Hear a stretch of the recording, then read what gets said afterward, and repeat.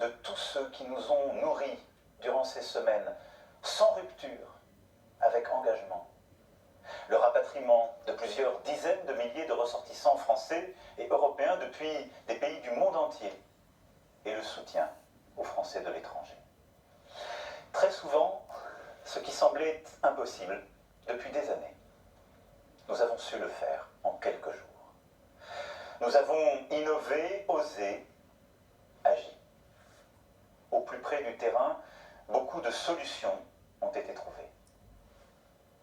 Nous devrons nous en souvenir, car ce sont autant de forces pour le futur. Mes chers compatriotes, si je tenais à m'adresser à vous ce soir, après avoir largement consulté ces derniers jours, c'est pour vous dire en toute transparence ce qui nous attend pour les prochaines semaines et les prochains mois. L'espoir renaît, je vous le disais, oui, mais rien n'est acquis. Dans le Grand Est, comme en Île-de-France, les services hospitaliers sont saturés. Partout, en Hexagone comme dans les Outre-mer, le système est sous tension. Et l'épidémie n'est pas encore maîtrisée. Nous devons donc poursuivre nos efforts et continuer d'appliquer les règles. Plus elles seront respectées, plus nous sauverons de vies. C'est pour cela que le confinement le plus strict doit encore se poursuivre jusqu'au lundi 11 mai.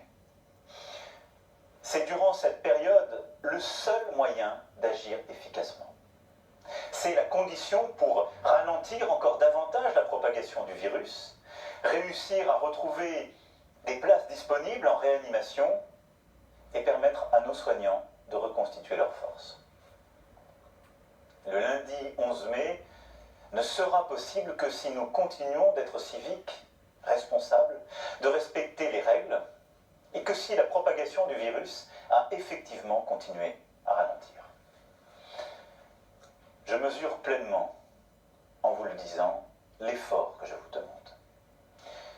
Durant les 4 semaines à venir, les règles prévues par le gouvernement devront continuer d'être respectées. Elles sont en train de montrer leur efficacité et ne doivent être ni renforcées ni allégées, mais pleinement appliquées. Je demande à tous nos élus, dont je sais l'importance dans cette période, je demande à tous nos élus, comme la République le prévoit en cette matière, d'aider à ce que ces règles soient les mêmes partout sur notre sol. Des couvre-feux ont été décidés là où c'était utile, mais il ne faut pas rajouter des interdits dans la journée. Pour notre vie quotidienne, il faut continuer, lorsque nous sortons, à appliquer les gestes barrières, nous tenir à distance et nous laver les mains. Je veux aussi vous rappeler que tous ceux qui ont une maladie chronique ou souffrent d'autres maladies doivent pouvoir continuer à consulter leur médecin. Car il n'y a pas que le virus qui tue. L'extrême solitude, le renoncement à d'autres soins peuvent être aussi dangereux. Je souhaite aussi que les hôpitaux et les maisons de retraite puissent permettre d'organiser pour les plus proches, avec les bonnes protections, la visite aux malades en fin de vie, afin de pouvoir leur dire adieu. Durant cette phase de confinement, le pays continue à vivre, et heureusement. Certaines activités sont interdites car incompatibles avec les règles sanitaires. Pour tous les autres secteurs économiques, quand la sécurité des travailleurs et des entrepreneurs est bien garantie, ils doivent pouvoir produire, et ils l'ont largement fait depuis maintenant un mois. Pour tous ceux qui doivent être aidés durant cette période, les mesures de chômage partiel pour les salariés et de financement pour les entreprises seront prolongées et renforcées. Elles sont inédites et protègent d'ores et déjà plus de 8 millions de nos salariés et nombre de nos entreprises. Pour les artisans, les commerçants, les professions libérales et les entrepreneurs, le Fonds de solidarité apporte une première réponse. Mais je sais votre angoisse. Je l'ai entendu, je l'ai lu. Les charges qui continuent de tomber, les traites, les loyers, les emprunts. C'est pourquoi j'ai demandé au gouvernement d'accroître fortement les aides, de les simplifier pour vous permettre de surmonter cette période. Je souhaite que les banques puissent décaler toutes les échéances beaucoup plus massivement qu'elles ne l'ont fait. Et les assurances doivent être au rendez-vous de cette mobilisation économique. J'y serai attentif. Il y a donc un travail dans les prochains jours à poursuivre pour vous consolider économiquement dans cette période.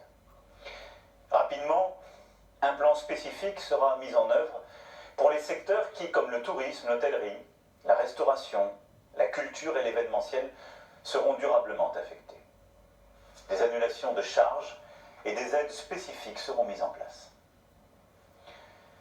Pour les plus fragiles et les plus démunis, ces semaines sont aussi très difficiles.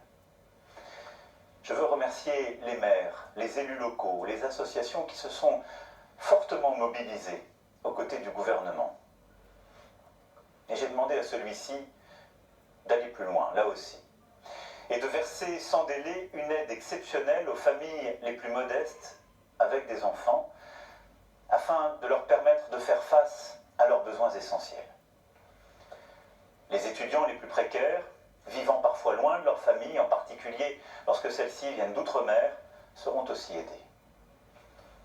Dès mercredi, le Conseil des ministres décidera des moyens financiers nouveaux et le gouvernement apportera toutes les réponses nécessaires à chaque fois qu'il le faudra. Le 11 mai prochain, mes chers compatriotes, sera donc le début d'une nouvelle étape. Elle sera progressive. Les règles pourront être adaptées en fonction de nos résultats, car l'objectif premier demeure la santé de tous les Français. À partir du 11 mai, nous rouvrirons progressivement les crèches, les écoles, les collèges et les lycées. C'est pour moi une priorité, car la situation actuelle creuse des inégalités. Trop d'enfants, notamment dans les quartiers populaires, dans nos campagnes, sont privés d'école, sans avoir accès au numérique, et ne peuvent être aidés de la même manière par les parents. Dans cette période, les inégalités de logement, les inégalités entre familles sont encore plus marquées. C'est pourquoi nos enfants doivent pouvoir retrouver le chemin des classes. Le gouvernement, dans la concertation, aura à aménager des règles particulières, organiser différemment le temps et l'espace, bien protéger nos enseignants et nos enfants avec le matériel nécessaire. Pour les étudiants de l'enseignement supérieur, les cours ne reprendront pas physiquement jusqu'à l'été. Le gouvernement précisera, pour chacun, la bonne organisation qui sera nécessaire, en particulier pour les examens et les concours. Le 11 mai, il s'agira aussi de permettre au plus grand nombre de retourner travailler, redémarrer notre industrie, nos commerces et nos services. Le gouvernement préparera sans délai ces réouvertures avec les partenaires sociaux pour que des règles soient établies afin de protéger les salariés au travail. C'est la priorité. Les lieux rassemblant du public, restaurants, cafés et hôtels, cinémas, théâtres, salles de spectacle et musées, resteront en revanche fermés à ce stade. Les grands festivals et événements avec un public nombreux ne pourront se tenir au moins jusqu'à mi-juillet prochain. La situation sera collectivement évaluée à partir de mi-mai, chaque semaine, pour adapter les choses et vous donner de la visibilité. Pour leur protection, nous demanderons aux personnes les plus vulnérables, aux personnes âgées, en situation de handicap sévère, aux personnes atteintes de maladies chroniques, de rester même après le 11 mai, confinées, tout au moins dans un premier temps. Je sais que c'est une contrainte forte. Je mesure ce que je vous demande. Et nous allons, d'ici le 11 mai, travailler à rendre ce temps plus supportable pour vous. Mais il faudra essayer de s'y tenir pour vous protéger, pour votre intérêt. Nous aurons, à partir du 11 mai, une organisation nouvelle pour réussir cette étape. L'utilisation la plus large possible des tests et la détection est une arme privilégiée pour sortir au bon moment du confinement. D'ici là, et dans les prochaines semaines, nous allons continuer d'augmenter le nombre de tests faits chaque jour. C'est ce qui, depuis 15 jours, est fait. Durant les semaines à venir, j'ai demandé que ces tests soient d'abord pratiqués sur nos aînés, nos soignants et les plus fragiles. et que nous puissions continuer de mobiliser partout tous les moyens de faire des tests, c'est-à-dire tous les laboratoires publics et tous les laboratoires privés. Le 11 mai, nous serons en capacité de tester toute personne présentant des symptômes. Nous n'allons pas tester toutes les Françaises et tous les Français, ça n'aurait aucun sens. Mais toute personne ayant un symptôme doit pouvoir être testée. Les personnes ayant le virus pourront ainsi être mises en quarantaine, prises en charge et suivies par un médecin. Pour accompagner cette phase, plusieurs innovations font l'objet de travaux avec certains de nos partenaires européens, comme une application numérique dédiée qui, sur la base du volontariat et de l'anonymat, permettra de savoir si oui ou non l'on s'est trouvé en contact avec une personne contaminée. Vous en avez sûrement entendu parler. Le gouvernement aura à y travailler, il ne faut négliger aucune piste, aucune innovation.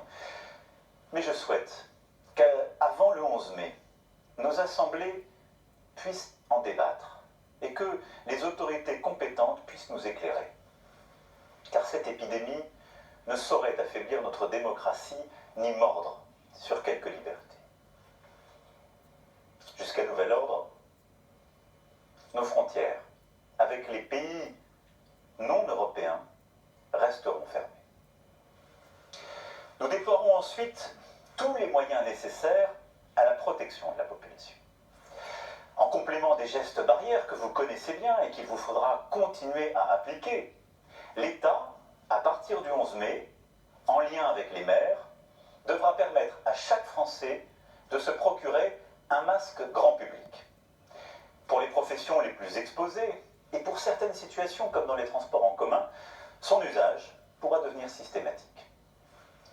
Ce sera possible grâce à nos importations et grâce à la formidable mobilisation d'entrepreneurs et de salariés partout sur le territoire pour produire massivement ce type de masque.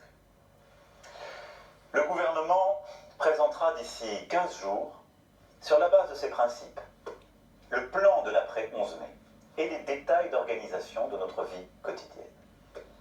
Des points de rendez-vous réguliers se tiendront pour que nous puissions adapter les mesures prises et ensemble décider de manière régulière d'ajuster les choses.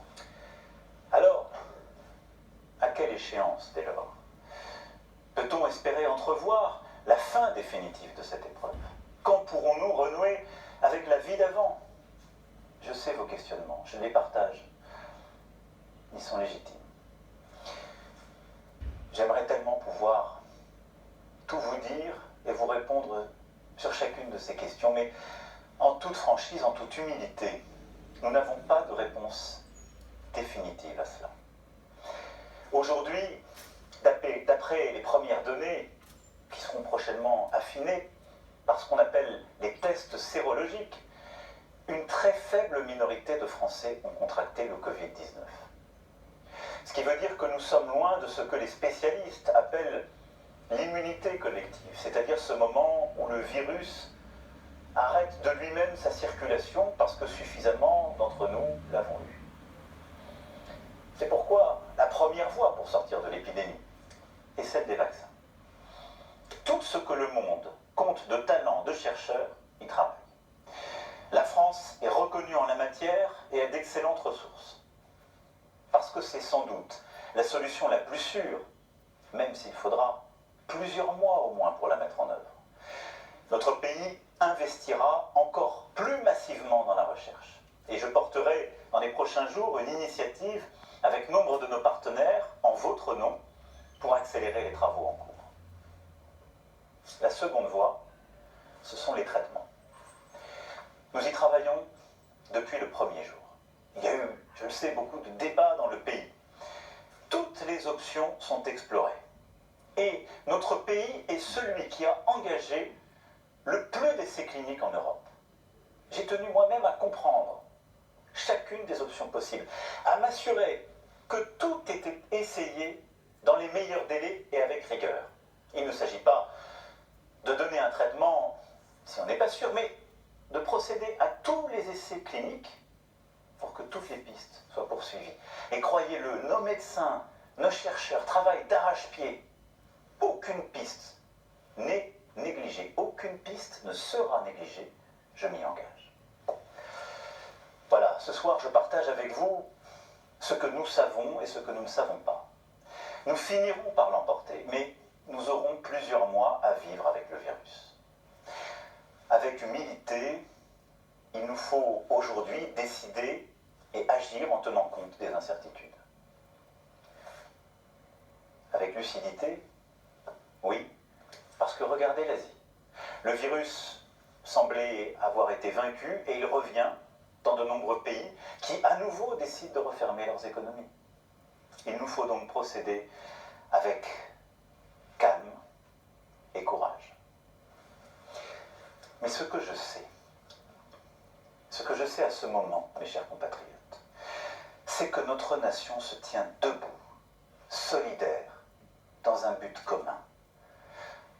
On disait que nous étions un peuple indiscipliné, et voilà que nous respectons des règles, des disciplines parmi les plus rigoureuses jamais imposées à notre peuple en temps de paix. On disait que nous étions un peuple épuisé, routinier, bien loin de l'élan des fondations. Et voilà que tant d'entre vous rivalisent de dévouement, d'engagement face à l'inattendu de cette menace. Nous voilà tous solidaires, fraternels, unis. Concitoyens d'un pays qui fait face, concitoyens d'un pays qui débat, qui discute, qui continue de vivre sa vie démocratique, mais qui reste unis. Et je veux ce soir partager avec vous au cœur de l'épreuve cette fierté. Cette certaine idée qui a fait la France est bien là, vivante et créatrice. Et cela doit nous remplir d'espoir. C'est nous. Durant les semaines à venir, le gouvernement, le Parlement, notre administration avec nos maires et nos élus locaux auront à préparer la suite. Pour ce qui me concerne, je tâcherai de porter en Europe notre voix afin d'avoir plus d'unité, de solidarité. Les premières décisions ont été dans le bon sens et nous avons beaucoup poussé pour cela, qu'il s'agisse de la Banque Centrale Européenne, de la Commission Européenne ou des gouvernements. Mais nous sommes à un moment de vérité qui impose plus d'ambition, plus d'audace, un moment de refondation. Nous devons aussi savoir aider nos voisins d'Afrique à lutter contre le virus plus efficacement, à les aider aussi sur le plan économique en annulant massivement leurs dettes. Oui, nous ne gagnerons jamais seuls, parce qu'aujourd'hui, à Bergame, Madrid, Bruxelles, Londres, Pékin, New York, Alger ou Dakar, nous pleurons les morts d'un même virus. Alors si notre monde sans doute se fragmentera, il est de notre responsabilité de bâtir dès aujourd'hui des solidarités et des coopérations nouvelles.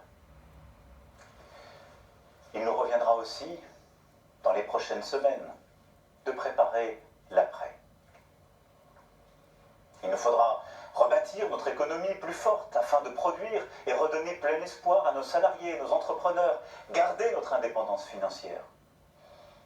Il nous faudra rebâtir une indépendance agricole, sanitaire, industrielle et technologique française et plus d'autonomie stratégique pour notre Europe. Cela passera par un plan massif pour notre santé, notre recherche, nos aînés, entre autres. Il nous faudra nous rappeler aussi que notre pays, aujourd'hui, tient tout entier sur des femmes et des hommes que nos économies reconnaissent et rémunèrent si mal. Les distinctions sociales ne peuvent être fondées que sur l'utilité commune. Ces mots, les Français les ont écrits il y a plus de 200 ans. Nous devons aujourd'hui reprendre le flambeau et donner toute sa force à ce principe. Il nous faudra bâtir une stratégie où nous retrouverons le temps long, la possibilité de planifier la sobriété carbone, la prévention, la résilience, qui seuls peuvent permettre de faire face aux crises à venir. Ces quelques évidences s'imposent aujourd'hui à nous, mais ne suffiront pas. Et je reviendrai donc vers vous pour parler de cet après. Le moment que nous vivons est un ébranlement intime et collectif. Sachons le vivre comme tel. Il nous rappelle que nous sommes vulnérables. Nous l'avions sans doute oublié. Et ne cherchons pas tout de suite à y trouver la confirmation de ce en quoi nous avions toujours cru. Non. Sachons dans ce moment sortir des sentiers battus, des idéologies, et nous réinventer. Moi le premier. Il y a dans cette crise une chance. Nous ressouder, éprouver notre humanité, bâtir un autre projet dans la concorde. Un projet français, une raison de vivre ensemble, profonde. Dans les prochaines semaines, avec toutes les composantes de notre nation, je tâcherai de dessiner ce chemin qui rend cela possible. Mes chers compatriotes, nous aurons des jours meilleurs et nous retrouverons les jours heureux, j'en ai la conviction. Et les vertus qui aujourd'hui nous permettent de tenir seront celles qui nous aideront à bâtir l'avenir. Notre solidarité, notre confiance, notre volonté. Alors prenez soin de vous, prenons soin les uns des autres et nous tiendrons. Vive la République, vive la France. Voilà donc pour cette 5e allocution d'Emmanuel Macron depuis le début de cette pandémie qui a fait à ce jour un peu plus de 14 000 morts en France. Avant de revenir en détail sur chacune des mesures et sur leurs conséquences concrètes pour votre vie quotidienne, faisons un tour d'horizon rapide des annonces avec Esther Lefebvre.